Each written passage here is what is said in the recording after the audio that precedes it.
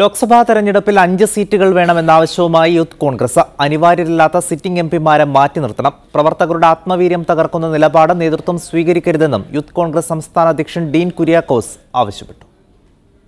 കൊച്ചിയിൽ ചേർന്ന യൂത്ത് കോൺഗ്രസ് സംസ്ഥാന സമിതി യോഗത്തിലും ലോക്സഭാ തെരഞ്ഞെടുപ്പ് തന്നെയാണ് പ്രധാന ചർച്ചയായത്.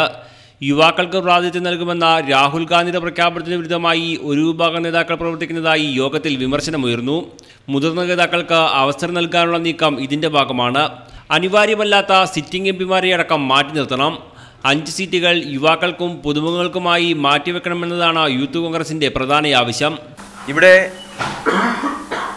പലപ്പോഴും യുവാക്കൾക്ക് അർഹമായ പരിഗണന നൽകുമെന്ന് പറയുകയും എന്നാൽ അത് ഉണ്ടാകാത്തതുമായിട്ടുള്ള സാഹചര്യങ്ങളും മുമ്പ് അനുഭവമായിട്ടുണ്ട്.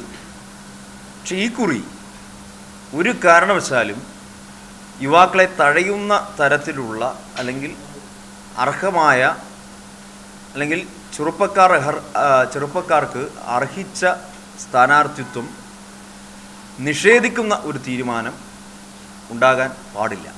എം.ഐ. ഷാനവാസിന്റെ മകളെ സ്ഥാനാർത്ഥിയാക്കാൻ നീക്കം നടക്കുന്നുവെന്ന വാർത്തയെക്കുറിച്ച് കൃത്യമായ മറുപടി നൽകാൻ നേതാക്കൾ തയ്യാറായില്ല.